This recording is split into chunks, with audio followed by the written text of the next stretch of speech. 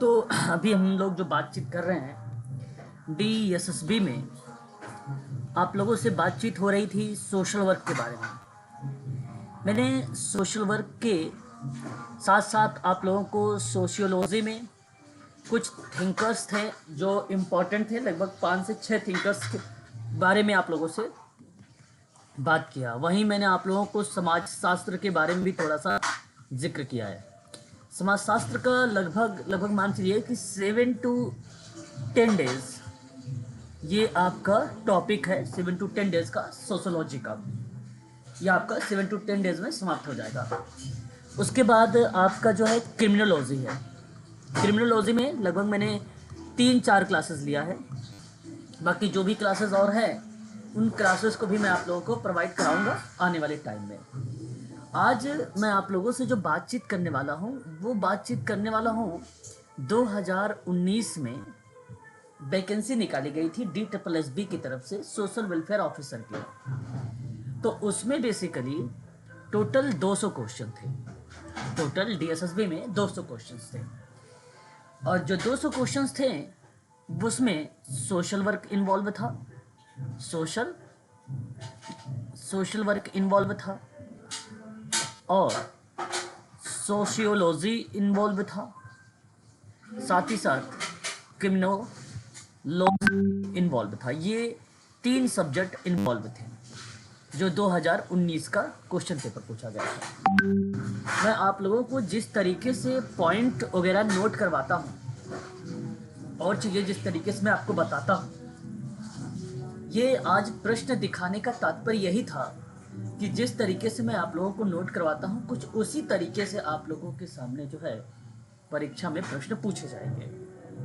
तो आज आप लोग देख लोगे कि कितने क्वेश्चंस आप लोगों के पूछे गए हैं जो आप अभी तक आप लोगों ने पढ़ रखे हैं। आप इजीली उस प्रश्नों का जवाब भी दे सकते हैं, ठीक है। तो मैं चाहूँगा कि आप लोग, मैं यहाँ पे हर एक क्वेश्चन को विश्लेषण के माध्यम से बताऊँगा और आप लोग बड़े ध्यान से सुनिएगा, ठीक है। कॉपी पेन साथ में रखिएगा और केवल आज ही आप लोगों का ये प्रैक्टिस करवाऊँगा। कल आपका पुनः मैं टॉपिक स्टार्ट कर दूंगा सोशल वर्क के अंतर्गत। कल की टॉपिक होगी सामाजिक धार्मिक आंदोलन। केवल आज आप सुने रहिए कि क्वेश्चन कैसे पूछे जाते हैं, प्लीज ध्यान से सुनिएगा।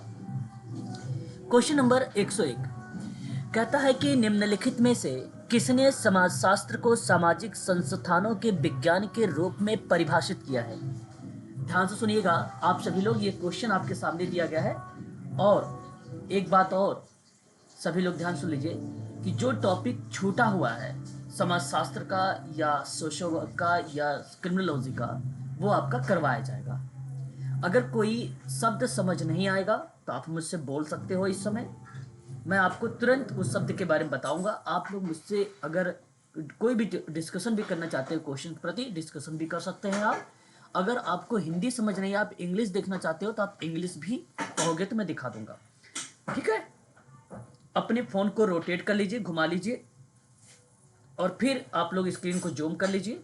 आपको साफ क्लियर दिखाई देगा ये क्वेश्चन। आप जरा बताइए इस सवाल का सही जवाब क्या होगा, प्लीज।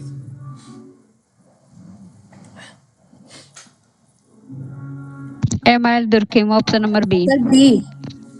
ऑप्शन आपने यहाँ बी की तरफ है। एमआईएल दुर्गम।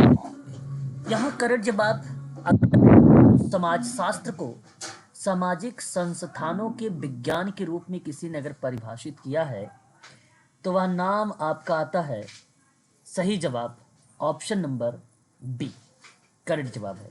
मैं चाहूँगा कि अब एक एक पॉइंट आप लोग नोट करें उन चीज़ों के बारे में जो मैं आप लोगों से नोट करवाता हूँ, एक एक तथ्य, ठीक है। देखिए आप यहाँ पे एक पहला ऑप्शन देख रहे हैं किंग्सले डेविस के बारे में। किंग्सले डेविस एक फेमस विद्वान है समाजशास्त्र में। किंग्सले डेविस को अमेरिकन समाजशास्त्री कहा जाता है। किंग्सले डेविस जो है अमेरिकी समाजशास्त्री और जनसांख्यिकी में अपनी भूमिका निभाते हैं। तो सवाल जब भी आप लोगों से पूछा जाए और क्वेश्चंस में ऑप्शन में लिखा हो किंग्सले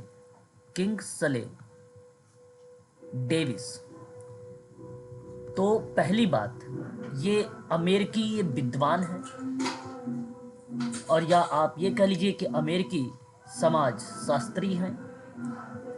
दूसरी पॉइंट, इन्हें समाजशास्त्री के साथ साथ जनसांख्यिकी में भी इनका नाम हमें देखने को मिलता है। अमेरिकन फिलोसॉफिकल सोसाइटी के द्वारा 20वीं शताब्दी में, किसके द्वारा? अमेरिकन फिलोसॉफिकल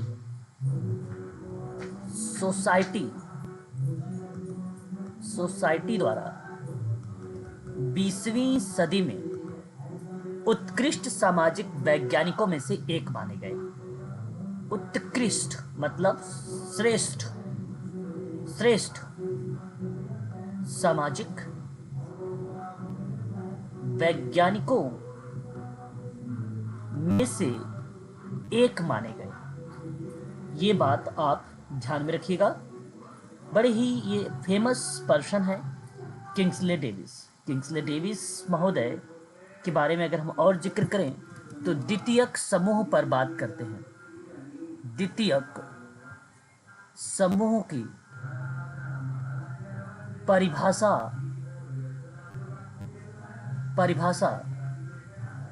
अप्रत्यक्ष के रूप में और बाह्य संबंध के रूप में परिभाषित किया है। ये बात आप ध्यान में रखिएगा। आगे अभी किंग्सले डेविस को छोड़ेंगे नहीं, क्योंकि इंपॉर्टेंट पर्सन है। सारे जितने भी प्रश्न मिलेंगे आप लोगों को मैं सारी बातें बताऊंगा, आप लोग निश्चिंत रहें। विद्वान इंपॉर्टेंट है, सवाल हो सकता है आप लोगों से एग्जाम में पूछा जाए, इसलिए हर एक पर्सन के बारे में पूरी डीप में इंफॉर्मेशन मैं आप लोगों को बताऊंगा। तो सम प्रिंसिपल्स ऑफ स्ट्रैटिफिकेशन। थोड़ा सा स्लाइड ऊपर कीजिए, थोड़ा सा एक पॉइंट छूट गया। पीडीएफ सेव करके मैम मैं शेयर करूंगा, प्लीज, है ना आप? हाँ, पीडीएफ शेयर करूंगा प्लीज, समय थोड़ा सा बर्बाद चला जाएगा। सम प्रिंसिपल्स ऑफ स्टैटिस्टिफिकेशंस, एक इन्होंने बुक लिखा और यह बुक आई 1993 में, इंपॉर्टेंट किताब है। वहीं अगर हम बात करते हैं very very most important human society, एक पुस्तक आई 1949 में। मैं इस पे VIMP लिख रहा हूँ, इसका मतलब है कि ये सवाल मैंने कहीं देखा है, ह्यूमन सोसाइटी, ठीक है, याद रखिएगा। वहीं थर्ड पॉइंट पर हम बात करते हैं तो the population of India and Pakistan 1951 में इन्होंने किताब लिखा। तो ये बड़ा ही इम्पोर्टेंट बुक है। और एक किताब आप और लास्ट में लिख लीजिए, वर्ल्ड अर्बनाइजेशन, इसको बोलते हैं अर्बनाइजेशन को हम लोग शहरीकरण कहते हैं। अर्बनाइजेशन को हम लोग क्या बोलते हैं? शहरीकरण बोलते हैं। और ये 1969 में किताब आई थी। तो इतनी इम्पॉर्टेंट किताब लगी मुझे, तो मैंने आप लोगों को यहाँ पे किंग्सले डेविस के बारे में बताया। ऑप्शन सेकंड की बात करते हैं, और मुझे उम्मीद है कि मैं इनके बारे में पढ़ा रखा हूँ, तो आप आसानी से इनके बारे में बता भी सकते हैं। किसके बारे में? इस्माइल दुर्खिम के बारे में। तो मैं आप लोगों को एक बार रिकॉल करवा देता हूँ यहाँ पे दुर्खिम के बारे में, ताकि आप लोग इस्माइल दुर्खिम के कॉन्सेप्ट को भी आप समझ सकते हैं। इस्माइल दुर्खिम समाजशास्त्री हैं, और दुर्खिम फ्रांस के महान समाजशास्त्र माने जाते हैं या समाजशास्त्री माने जाते हैं। कार्ल मार्क्स और मैक्स वेबर के साथ वे आधुनिक सामाजिक विज्ञान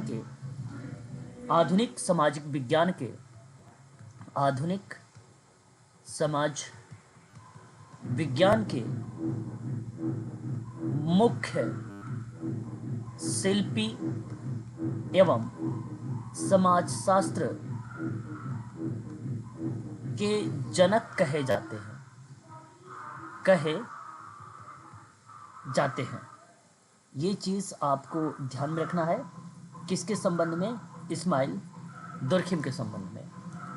मेन चीज़ें हैं, जैसे अगर मैं आपसे बात करूं तो the division of labor society, of labour in society labor society, एक किस पुस्तक आई, और ये किताब 1893 में आई थी। ये 1893। basically श्रम का विभाजन बताती है, श्रम का विभाजन बताती है। ये इम्पोर्टेंट किताब है।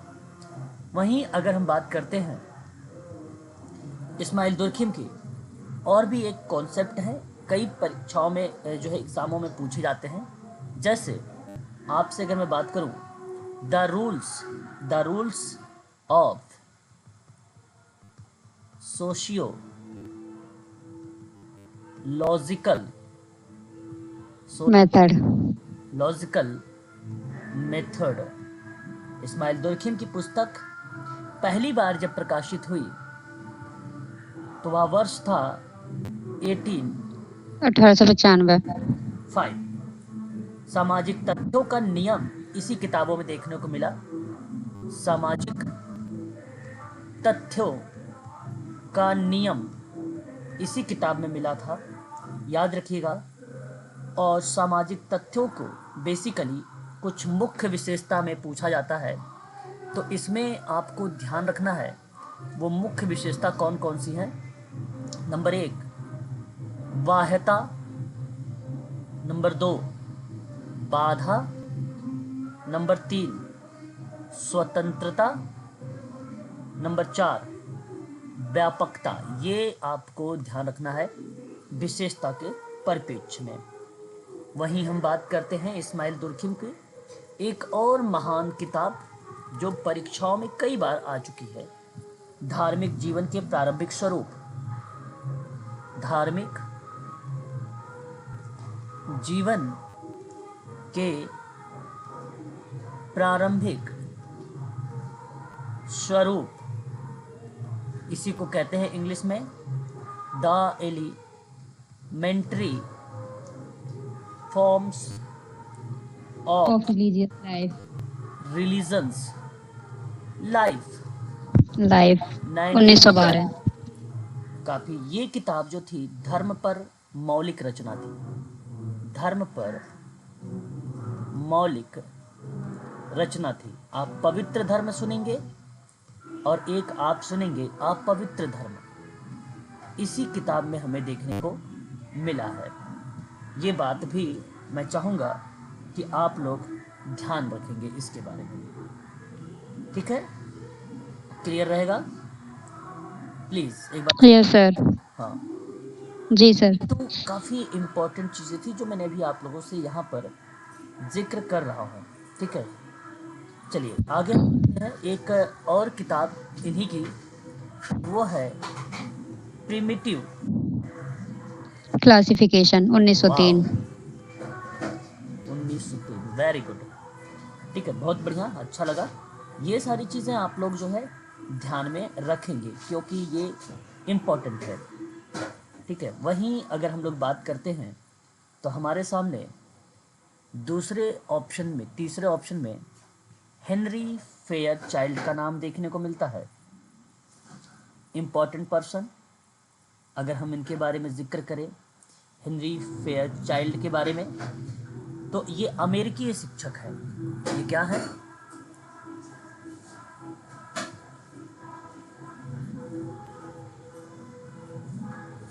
हेनरी फेयरचाइल्ड,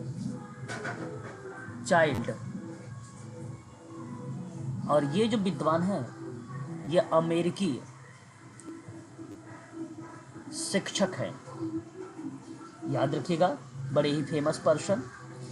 और हेनरी फेयरचाइल्ड के अकॉर्डिंग अगर हम लोग जिक्र करते हैं इनके कॉन्सेप्ट कौन कौन से इम्पोर्टेंट हो सकते हैं, तो मैं चाहूँगा कि आप इसे नोट करेंगे। एक टॉपिक इनका एक पॉइंट आता है immigration. Immigration a world moment, a world moment. अगर मेरे यहाँ से बैकग्राउंड आवाज़ जाएगी तो प्लीज़ बताइएगा आप लोग, ठीक है। जो है क्या आता है यहाँ पे, इमिग्रेशन अ वर्ल्ड मोमेंट। ये हेनरी फेयरचाइल्ड का किताब थी, सन 1913 में ये कॉन्सेप्ट हमें देखने को मिला था। तो ये भी हमारे लिए इम्पोर्टेंट है। एक और इम्पोर्टेंट के रूप में नोट कर लीजिए, the melting, the melting port mistake, काफ़ी इम्पोर्टेंट, आईएमपी के रूप में नोट करिएगा इस किताब को। और हेनरी फेयरचाइल्ड की किताब 1926, ये आप ध्यान में रखिएगा क्योंकि इम्पोर्टेंट पर्सन है ये। वहीं अगर हम लोग बात करते हैं एक नेक्स्ट सर बैकग्राउंड आवाज आ रही है। सर इसने कोई कॉन्सेप्ट नहीं दिया था? नहीं, इनका कॉन्सेप्ट है, ऐसी बात नहीं है। हेनरी फेयरचाइल्ड की कॉन्सेप्ट वगैरह आता है, बट इनकी जो भी कॉन्सेप्ट आते हैं वो किताबों से ही संबंधित आता है। फेयरचाइल्ड के आर्टिफिशियल समर्थन के रूप में बात करते हैं ये, है ना। तो इन ठीक है। ना आपको अगर हम बात करें हार्ट्स एंड हैंड्स, इनका क्या नाम, हार्ट्स एंड एंड हैंड्स। इन्होंने एक थीम के आधार पर, ठीक है, जिक्र किया था। इनका कॉन्सेप्ट अगर हम बात करें तो इस कॉन्सेप्ट में इन्होंने दयालुता की अवधारणा पर पड़ताल करने, यानी जांच पड़ताल करने के बारे में जिक्र किया था, ठीक है। तो हार्ट्स एंड हैंड्स के तात्पर्य में इन्होंने कहा कि एक परिचित चेहरे के रूप में, एक परिचित चेहरे के रूप में, है ना, इन्होंने जिक्र किया। एक परिचित चेहरा का मतलब ये था कि जो दयालुता होता है हम किसको दिखाते हैं, जो एक जिस व्यक्ति को हम जानते हैं। तो इसलिए दिल और हाथ का जो मुख्य विषय है, हार्ट्स एंड हैंड्स, दिल और हाथ का जो मुख्य विषय है वो है दया। तो दया की कॉन्सेप्ट का नाम हेनरी फेयरचाइल्ड का आता है, परंतु उतना नहीं पूछा गया है पेपर में। लेकिन अगर आपने पूछ लिया यहाँ पे तो मैंने बता दिया, इसको आप चाहो तो ध्यान में रख सकते हो। उम्मीद है कि आप समझ गए होंगे। प्लीज़ एक बार बताइए। तो मैं ठीक है विद्वान के बारे में बात कर लेता हूँ, ठीक है। ठीक है। तो अगला अगर विद्वान आता है तो मार्शल जोन्स आते हैं।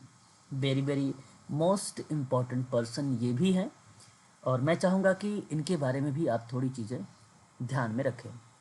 नाम है इनका मार्शल जोन्स, है ना, मार्शल जोन्स इनका पूरा नाम है, जोन्स, ठीक है। मार्शल जोन्स एक विद्वान हैं। इन्होंने भी समाजशास्त्र में परिभाषाओं को लेकर जिक्र करते हैं। यूके के रहने वाले विद्वान हैं। अगर ये विद्वान कहीं के हैं तो ये यूके में, इनसे ज़्यादातर प्रश्न आता है। तो इनका केवल एक ही कॉन्सेप्ट आता है, और वो कॉन्सेप्ट क्या है, ध्यान से सुनिएगा। वह कॉन्सेप्ट है स्ट्रेंथ द माइंड। ये इनका एक कॉन्सेप्ट है।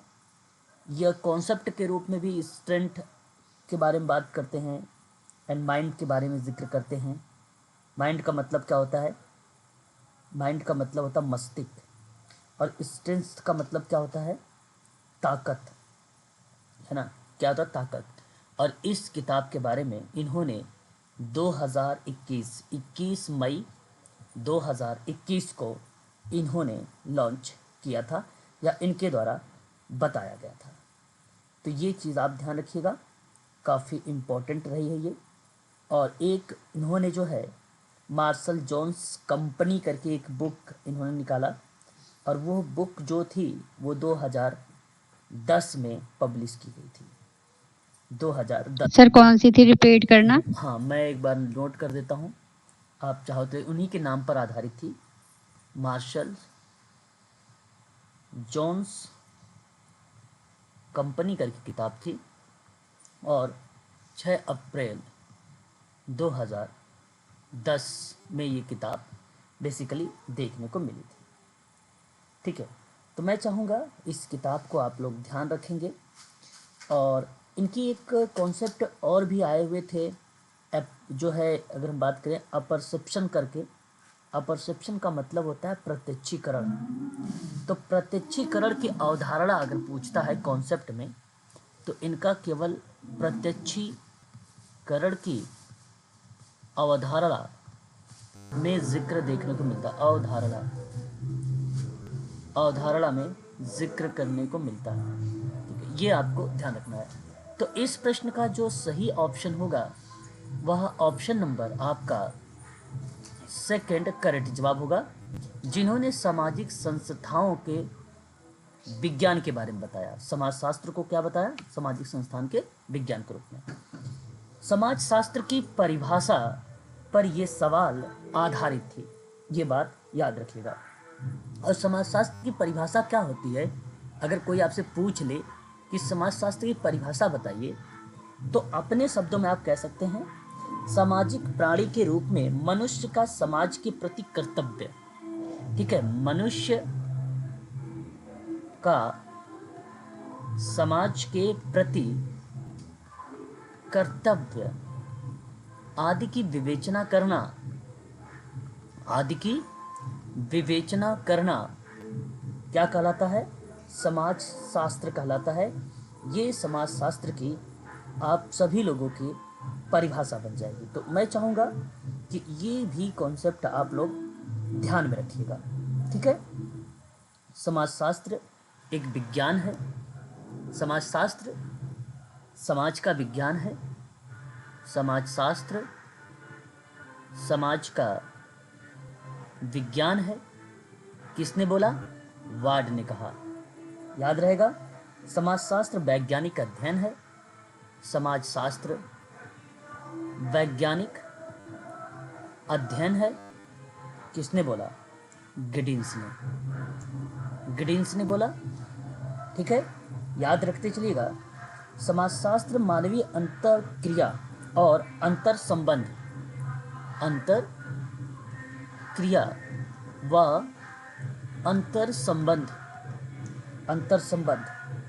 की दशाओं का परिणाम है। ठीक है, गिन्सबर्ग। हाँ, गिन्सबर्ग ने बताया है।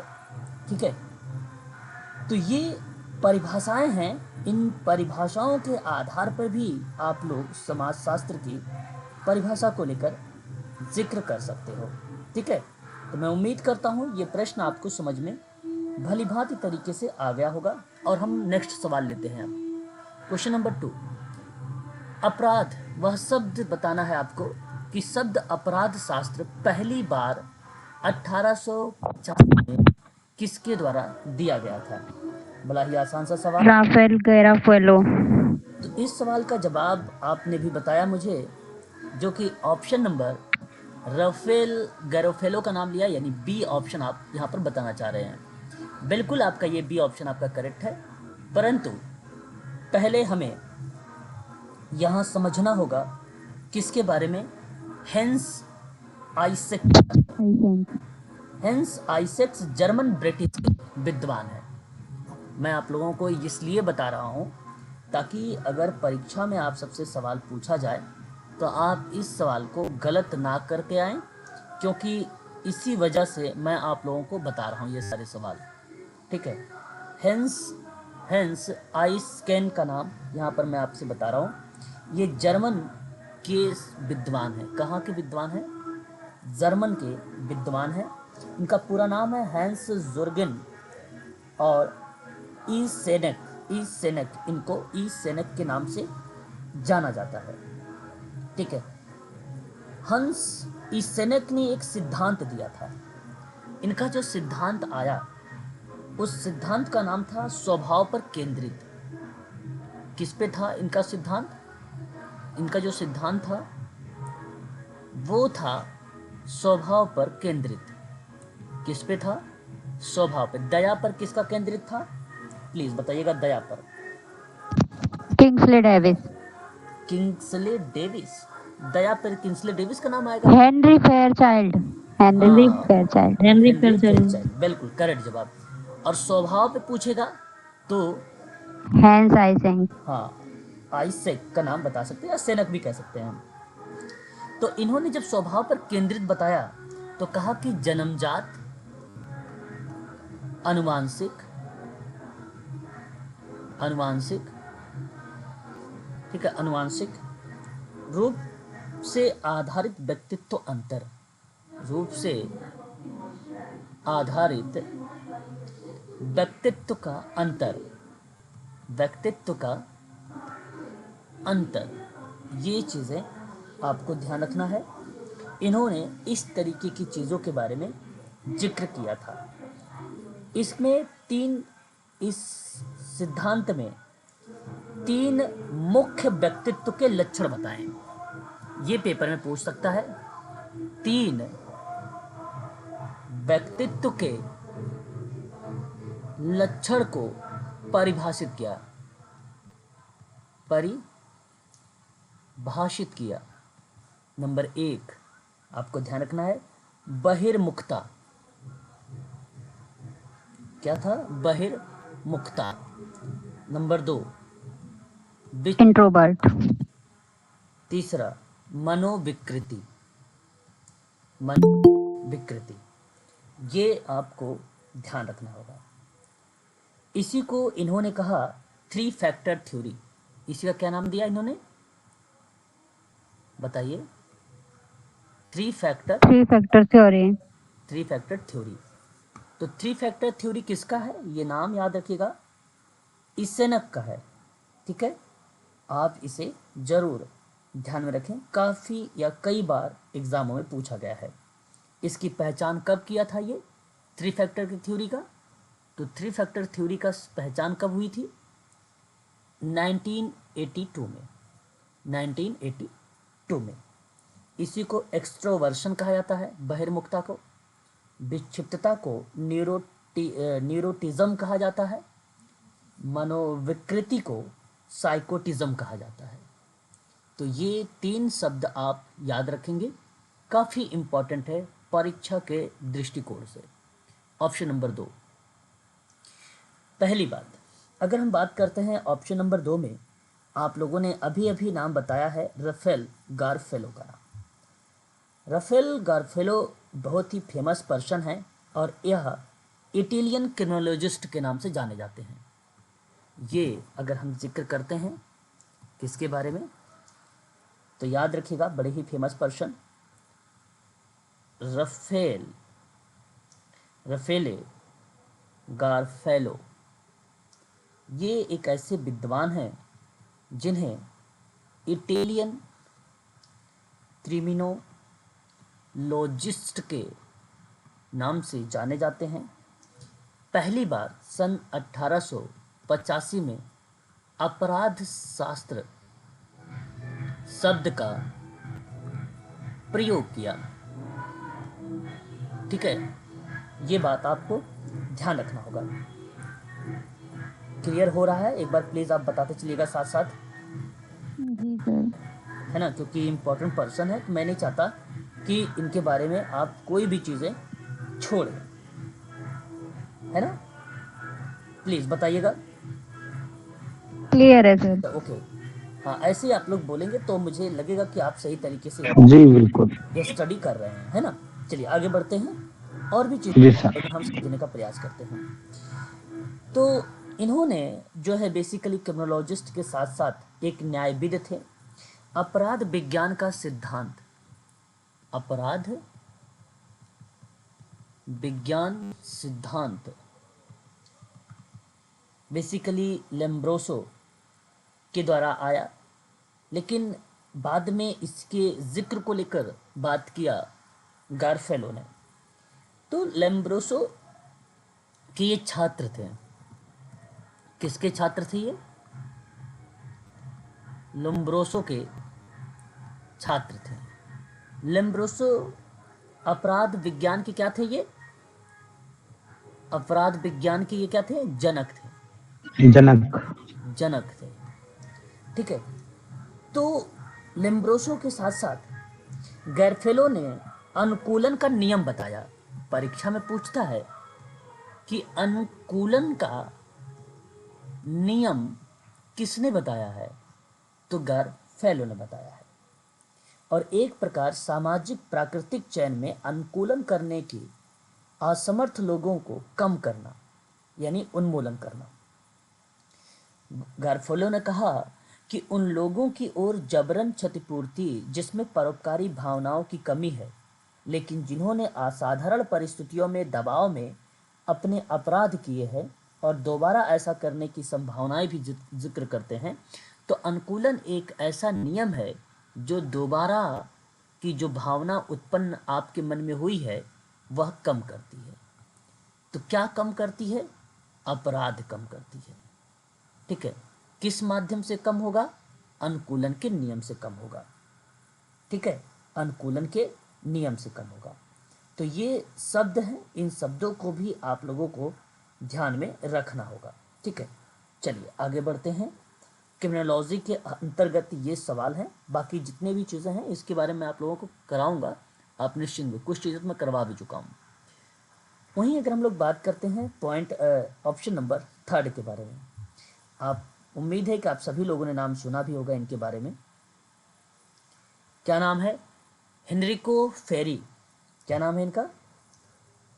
हेनरिको फेरी। हाँ, हेनरिको फेरी। ये भी इटालियन क्रिमिनोलॉजिस्ट हैं। ठीक है, इनको भी अगर मैं आपसे यहाँ पे नोट करता हूँ। ठीक है, देखिए प्रश्न तो मैं वैसे कम करवा पा रहा हूँ, लेकिन कारण ये है कि मैं आप लोगों को सारी चीज़ें जो है एक्सप्लेन करके बता रहा हूँ, इसलिए कम हो रहा है। ठीक है, फेरी ये एक विद्वान का नाम है। ये विद्वान कहाँ का है? इटालियन। हाँ, क्रिमिनोलॉजिस्ट। ठीक है, ये हैं। और इन्होंने समाजवादी और अपराध विज्ञानी के रूप में जिस तरीके से लेम्ब्रोसो थे, उन्हीं के ये सहयोगी थे। इन्हीं की ये सहयोगी थे। इनकी एक थ्योरी आई, बड़ी फेमस थ्योरी रही है, परीक्षाओं में कई बार पूछा भी गया है। इस थ्योरी का नाम था उपलब्धियां। तो सिद्धांत और उपलब्धियां, उपलब्धियां, ये सिद्धांत था। ये सिद्धांत किसका दिया गया है? तो आप बताएंगे क्या नाम? एनरिको फेरी का। इसी को इंग्लिश में कहा गया अचीवमेंट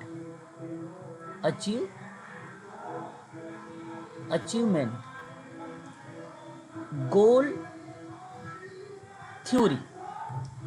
इसी थ्योरी को बोला गया। उपलब्धि का सिद्धांत भी कहा जाता है, या उपलब्धि लक्ष्य का सिद्धांत भी आप बोल सकते हो, है ना? आप क्या बोल सकते हो? उपलब्धि लक्ष्य का सिद्धांत। इसमें जानते हो क्या था उपलब्धि लक्ष्य का सिद्धांत? संबंधित कार्य करते समय व्यक्ति कार्य और अहंकार लक्ष्यों की ओर निर्देशित अपनी भागीदारी की स्थिति में उतार चढ़ाव कर सकता है।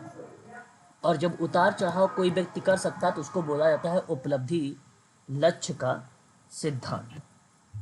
ठीक है, ये था इनके अंतर्गत कॉन्सेप्ट। इनकी 2-3 किताबें हैं, बड़ी फेमस रही है परीक्षा के दृष्टिकोण से। एक इनकी जो किताब थी वो थी क्रिमिनल सोशियोलॉजी। और ये जो किताब आई फेरी की, और ये किताब जब पब्लिक की गई तो वह वर्ष था 1892।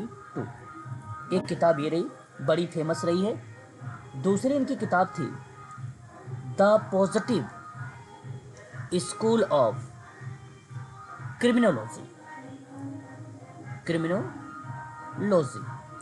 ये किताब जब आई तो वह वर्ष था 1913। ये इनकी दूसरी किताब थी, काफ़ी फेमस के रूप में इसे जानी गई। और एक लास्ट किताब इनकी थी जो तीसरी है, उस किताब का नाम क्या है? सोशलिज्म। सोशलिज्म, ठीक है, and positive science, SCIENCE, science, ठीक है। और इस किताब में इन्होंने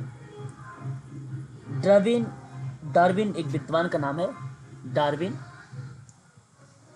और स्पेंसर और मार्क्स के बारे में जिक्र किया था फेरी ने। कब? 1895 में।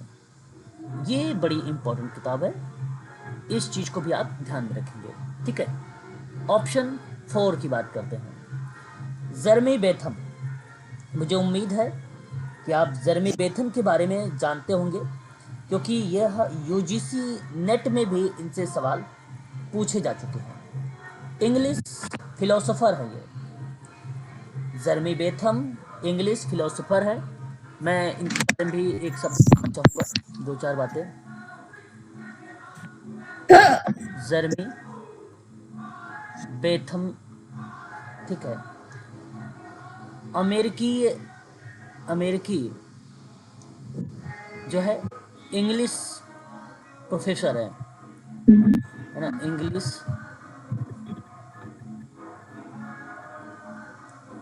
प्रोफेसर है, ठीक है। बेथम ने एक बात कही थी, सुख दुख की गणना करते समय दुखों के समस्त मूल्यों की एक तरफ और दुखों के समस्त मूल्यों को दूसरी तरफ जोड़ने का एक झुकाव है। मतलब सुखों प्लस दुखों, ध्यान सुनिएगा, सुख और दुख की गणना किसने किया? जर्मी बेथम ने, पहली बात। दूसरी बात, जो सुख के समस्त मूल्य होंगे, समस्त वैल्यू होंगे, दूसरी तरफ दुख की जो समस्त मूल्य होंगे, है ना, मूल्य होंगे, ये दोनों जोड़ने का सुझाव देते हैं। ये दोनों जोड़ने का सुझाव देते हैं। बस क्लियर है? इनका एक सिद्धांत आया और उस सिद्धांत का क्या नाम है? उपयोगितावाद सिद्धांत है। उपयोगितावाद सिद्धांत है जर्मी बेथम का। ठीक है, एक बार स्पष्ट करिएगा, क्या ये आप लोगों को स्पष्ट हो रहा है कि मैं सिर्फ ऐसे ही बोलते जा रहा हूँ? जी जी जी बिल्कुल। ओके, फिर तो बहुत बढ़िया है। क्लियर है सर। जी सर बिल्कुल। उसके बाद एक अगर हम बात करते हैं बुक के बारे में इनके, तो जर्मी बेथम की एक बुक आई, उस किताब का नाम था an introduction to the principles of moral legislation and legislation. और जर्मी बेथम ने ये किताब सबसे पहले 1789 में ये किताब पब्लिश किया था, यानी ये किताब सबसे पहले इन्होंने दिया था। दूसरी किताब इनकी, ये पहली बार थी, दूसरी बार ये किताब 1823 को आया था, 1823 का आया था, ठीक है, ये बात आप ध्यान रखिएगा। और एक और इनकी किताब रही, थ्योरी ऑफ लेजिस्लेशन। ये किताब अगर हम बात करते हैं तो 1802 में यह किताब जर्मी बेथम की थी। शासन पर स्फुट विचार कॉन्सेप्ट था, किताब था इनका, 1776 में आई। इन्होंने बहुत पुरानी पुरानी किताबें के रूप में देखने को मिला है इनकी, ठीक है। तो ये 3 किताबें थी जेरेमी बेंथम का। इसलिए ये सवाल जो था अपराध शास्त्र को पहली बार पर था, तो ऑप्शन नंबर आपका बी यहाँ पर करेक्ट जवाब है, ठीक है। क्वेश्चन नंबर 103, निम्नलिखित में से कौन सा विकास में अवचेतन बलों द्वारा दिए गए आकार के रूप में देखता है जो मानव व्यवहार को प्रोत्साहित करता है? मनोविश्लेषणात्मक दृष्टिकोण, मनोसामाजिक दृष्टिकोण, व्यवहारात्मक दृष्टिकोण, जैविक दृष्टिकोण। सही जवाब क्या होना चाहिए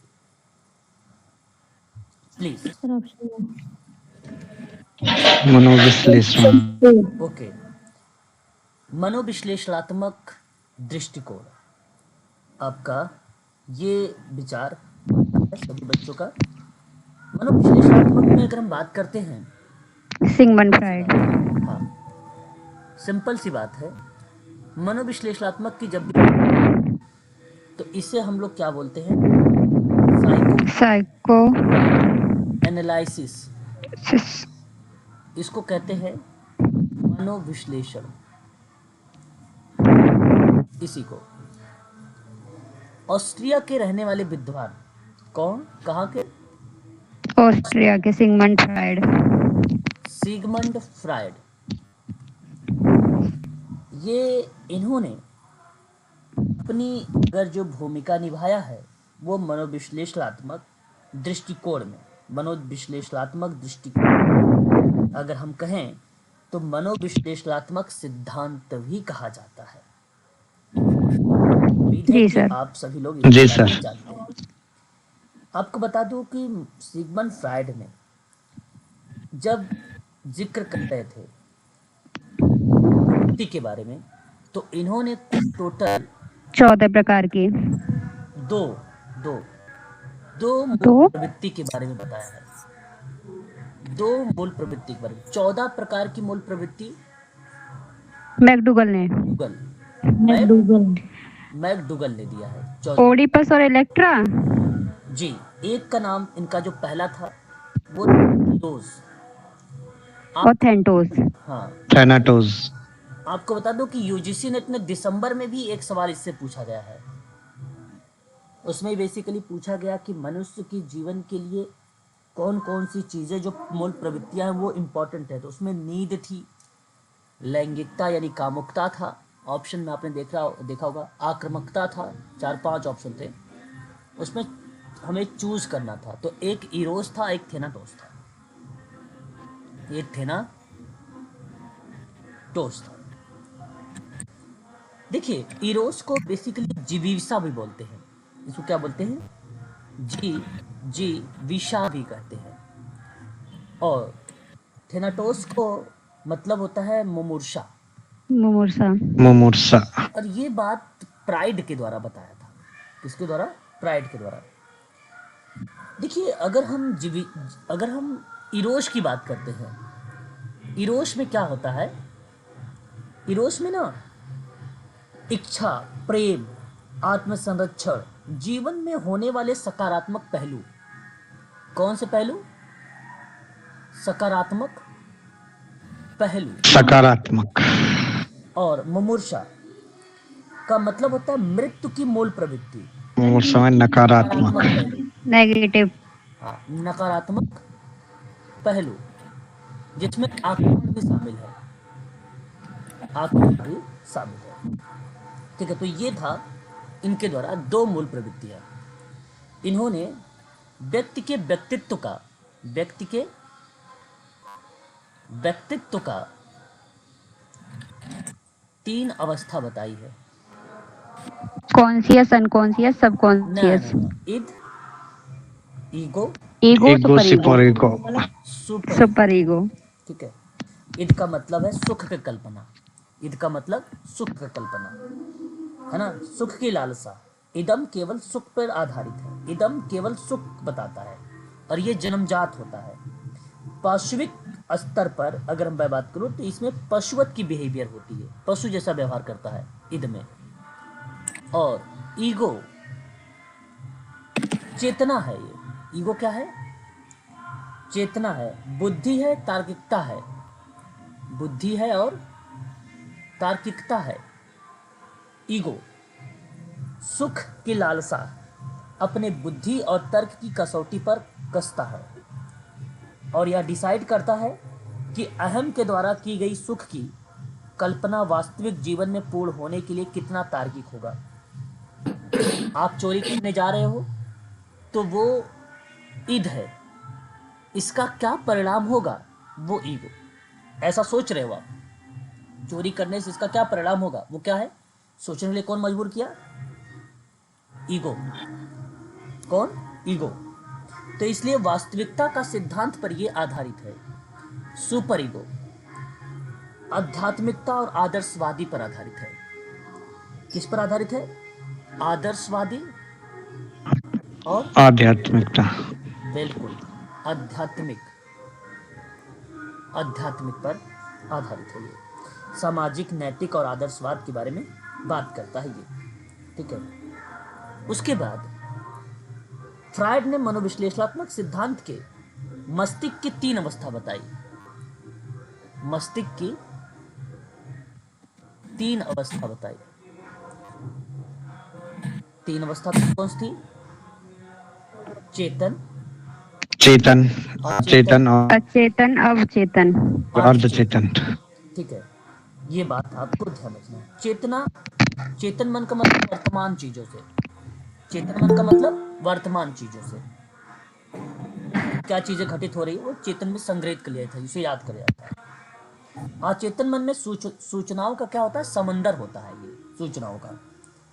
दमित इच्छाएं, दुख दफन है, या फिर हम ये कह सकते हैं कि जो किसी के माध्यम के द्वारा याद दिलाने पर याद आ सकता है या नहीं भी याद आ सकता है, वो अचेतन है। वह क्या है? ठीक है। अर्धचेतन क्या हो सकता है? प्लीज, अर्धचेतन का तात्पर्य क्या है? प्लीज बताते रहिए। देखिए, कुछ चीजें आप भी बताया करें। अर्धचेतन वैसे तो मानसिक स्तर का होता है, वास्तव में ना तो वो पूरी तरह से चेतना में है और ना ही अचेतना में है, ना ही चेतन में सर है। आवाज नहीं आ रही बिल्कुल भी। ओके, ना ही चेतन में है ना ही अचेतन में है, ठीक है ना ही। सर रिपीट कर दो, आवाज नहीं आई थी आपकी। ओके ओके, अर्धचेतन का मतलब यही होता है, सिंपल सी बात सुन लीजिए, ना ही वो पूरी तरह से चेतना में है ना ही वो अर्धचेतना में, अचेतना में है ना। तो इच्छाएं, विचार, भाव, इच्छा, विचार, भाव जो प्रदर्शित करता है वो अर्धचेतन है। वो क्या है? वो अर्धचेतन है, ठीक है। ये बात आपको ध्यान रखना है इसके अंतर्गत, ठीक है, ये बात आपको ध्यान रखना है। सिगमंड फ्रायड ने व्यक्तित्व के 5 अवस्था बताई। किस? व्यक्तित्व के 5 अवस्था बताया। कौन सी अवस्था थी? मुखावस्था, मुखावस्था, गुदावस्था, गुदावस्था, लैंगिक अवस्था, लैंगिक अवस्था, सुषुप्त अवस्था सुसुप्त अवस्था, और जन्नावस्था जननी अवस्था, अवस्था। जन्म ओरल फेलिक। गुदावस्था 1 से 3 वर्ष, 3 वर्ष, लैंगिक अवस्था 3 से 5 वर्ष। 5 वर्ष, 5 से यही, 7। हाँ, यही आपके पास 2 ग्रंथियां मिलेगी। ओडिपस और इलेक्ट्रा। हाँ, लड़कियों में इलेक्ट्रा, बिल्कुल इलेक्ट्रा। पिता के प्रति प्रेम। हाँ, जहाँ लड़कियां अपने पिता से ज्यादा स्नेह करती, वेरी गुड। और एक लड़कों में ओडिपस, माता के प्रति प्रेम। ओडिपस। ओडिपस, ओडिपस, है ना। लड़कों में पाया जाता है, लड़के अपनी माता से ज्यादा स्नेह करते हैं, माता से। लड़कियां पिता से, ठीक है, ये याद रखिएगा। और आयु भी, सुषुप्तावस्था की बात करते हैं तो 6 से 12, और जननी था 12 से 20। ये आपका हो गया यहाँ पे 20 सही। साल। उसके बाद अगर हम बात करते हैं मनोसामाजिक, मैं चाहूंगा एक बार इसकी इंग्लिश देखें। मनोसामाजिक, साइकोमोटर होगा शायद सर। Psycho social, psycho social perspective. मनोसामाजिक सिद्धांत, एरिक एरिक्सन आएगा इसमें तो। बिल्कुल। यहाँ अगर हम बात करते हैं तो एरिक एरिक्सन, अगर थ्योरी की बात मैं करता तो जॉर्ज हर्श का नाम आता है। आगे मैं जिक्र करूंगा, जॉर्ज हाँ जॉर्ज क्वेश्चन में दिखेगा तो मैं जिक्र करूंगा आप लोगों से, आप निश्चिंत रहें। यहाँ जब हम बात करते हैं इरेक्शंस स्टेजेस के बारे में, 8 स्टेज दी थी किसने, एरिक एरिक्सन ने। कितने, 8। 8। हाँ? हाँ जी सर। बिल्कुल। कुल टोटल इनकी अगर हम बात करते हैं चरणों के बारे में तो कुल 8 चरण देखने को हमें मिलते हैं। और आपको पता है कि 1950 में चाइल्डहुड एंड सोसाइटी एक पुस्तक लिखा था, उसी पुस्तक में ये चीज़ें देखने को मिली थी, ठीक है, उसी पुस्तक में ये चीज़ें हमें देखने को मिली थी। तो पहली एक अवस्था थी इनकी, उस अवस्था का नाम था विश्वास बनाम अविश्वास, अविश्वास। दूसरा क्या था, स्वायत्तता वर्सेस शर्म। तीसरा अवस्था क्या थे, पहल बनाम पहल बनाम अपराध। अपराध, था क्या था, परिश्रम बनाम हीनता।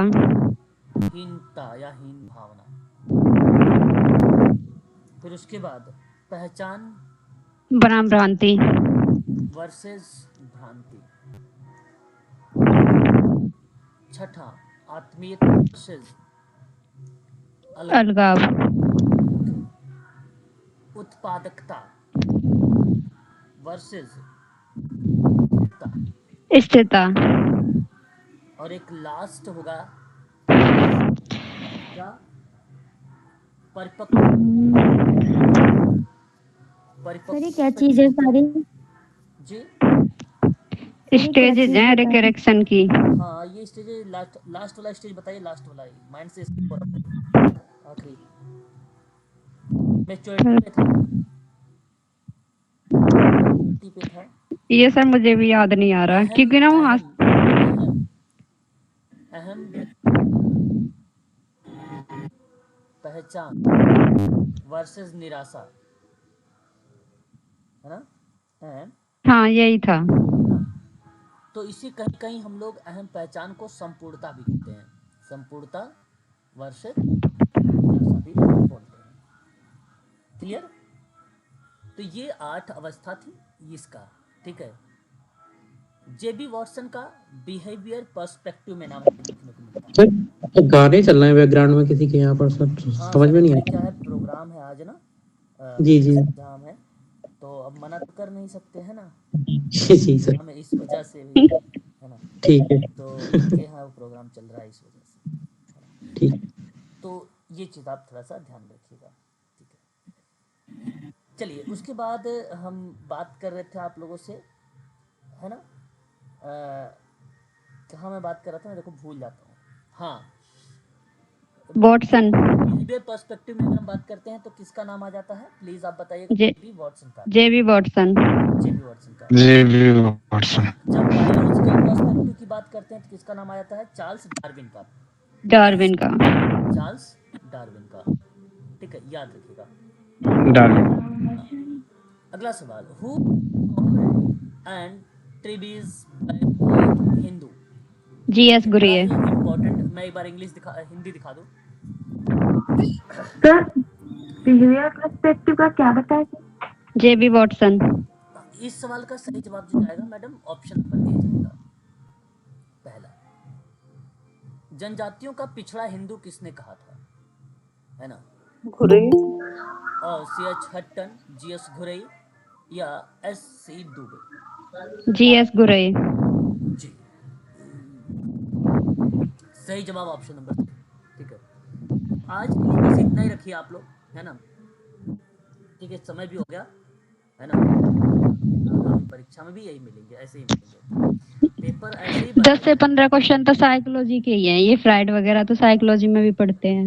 अब देखिए, फ्रेंडली विजिटर पहली बार अमेरिकन चैरिटी ऑर्गेनाइजेशन बता सकते हो? जी 1877। 1877। चलो, बहुत बढ़िया, बहुत बढ़िया जवाब, बहुत बढ़िया जवाब। मतलब देखो जान रहे हो सारे, है ना? देखो, बाल न्याय अधिनियम 1986 वाला जो था, पोस्को एक्ट, अच्छा ये वाला है। हाँ 1986 वाला था, पढ़ा चुका हूँ ना? तो बताइए, हाँ ये वर्ष डैश में बालक है लिखा हुआ, बालक देखभाल 2012। 2012। 2012 नहीं आएगा, 2013। 15 2015 आएगा। 15 है। 15 आएगा। ठीक है, 2015 आएगा। ठीक है, अभी अभी समाजशास्त्र में मैंने सांख्यिकी गतिकी के बारे में आप लोगों से जिक्र किया था। अगस्त कामटे। कामटे सर। बाकी देखो, जो विद्वान आपको बचेंगे ना, उन सब पढ़ाऊंगा, ये सारी चीजें मैं दिखाऊंगा ना, आप इजीली कर लोगे, कोई तकलीफ वाला नहीं होगा, क्वेश्चंस इजीली आप कर लोगे। राजनीतिक कुलीनों के बारे में भी हम लोग पढ़ेंगे आगे आने वाले टाइम में, UNCRCC के बारे में भी आप पढ़ोगे। ठीक है, आप निश्चिंत रहें। सामाजिक विघटन का सिद्धांत 1989। ये देखो, एक साधारण रैंडम की बात है। साधारण रैंडम जानते हो? रैंडम, ये सैम्पलिंग होता है ना हाँ, इंग्लिश में। सैंपलिंग का चुनाव करते समय जी रैंडम का प्रयोग करते हैं।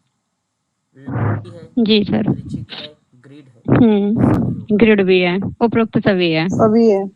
टोटल देखो अब यहाँ देखो, सर एक 128वां क्वेश्चन देखना। 128, ओके। जी सर, ये समझ नहीं आया मेरे को। किस अवधि में भारतीय महिलाओं की समस्याओं, अशुभ और अमानवीय प्रथाओं में गंभीर रूप से पीड़ित होना पड़ा था? किस में, किस काल में, किस युग की बात कर रहा है, किस अवधि की बात कर रहा है? 128 मध्यकाल में, बिल्कुल सही जवाब यहाँ पे, मध्यकाल में। मध्यकालीन। हाँ, मध्यकालीन जो ना, यहाँ पर सर ये किसका बड़ी समस्या क्वेश्चन है वैसे? ये तो अगर मैं बात करूँ तो सोशल वर्क का ही क्वेश्चन है, क्योंकि महिला वृद्ध व्यक्तियों के संबंध में करता है, तो सोशल वर्क की हिस्ट्री को ही रिलेट कराता है इसमें। सोशल वर्क ठीक है। तो भारतीय महिलाओं की समस्याओं में अशुभ अमानवीय प्रभाव जो प्रथा पड़ी थी, गंभीर रूप से होना था, तो वो मध्यकाल में, है ना? आपका यही सही जवाब होगा, है ना? ठीक है। ये आप देख सकते हैं, बहुत आसान सवाल है। मैं आपको बता रहा हूँ, आप सारे क्वेश्चन कर डालोगे, पहले आप कर लोगे ना, सारा कर डालोगे, है ना? पीड़ित शास्त्र के पिता कौन है, ये सब पढ़ाऊंगा मैं आपको। वैसे तो आप इजीली, बेंजामिन मेंडलसॉन। हाँ बिल्कुल यार, क्या बात है, बहुत बढ़िया। पेपर सॉल्व था क्या इसको? नहीं सर, मैंने ये सारी चीजें ना पढ़ ली हैं, वैसे भी सोशियोलॉजी तो मेरा सब्जेक्ट ही है। हाँ, अच्छा। और मैं पहले से भी DSSP की तैयारी कर रही हूँ, PRT की। अच्छा, चलो, गुड, वेरी गुड, बहुत बढ़िया। सभी जवाब लगभग आपके सही जा रहे हैं। चलो गुड, तो आज के लिए इतना रखते हैं, फिर मुलाकात क्लास में, ठीक है ना? ठीक है, कल ठीक है सर। मैंने क्वेश्चन दिखा दिया, ठीक है सर। उसको ध्यान में रखिएगा सभी लोग। बाकी क्वेश्चन मैं सॉल्व करवाऊंगा, सॉल्व करवाऊंगा, केवल टॉपिक करवाऊंगा। ठीक है सर। ठीक है।